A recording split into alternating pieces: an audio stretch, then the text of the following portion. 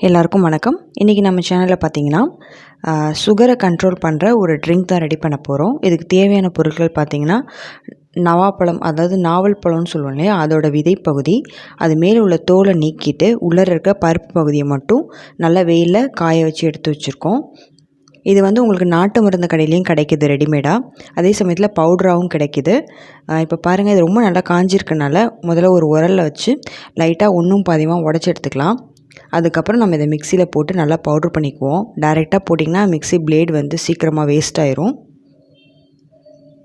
இப்போ பாருங்கள், பவுட்ரு பண்ணியாச்சு. இப்போது நம்ம இந்த ட்ரிங்க் வந்து ரெடி பண்ண போகிறோம்.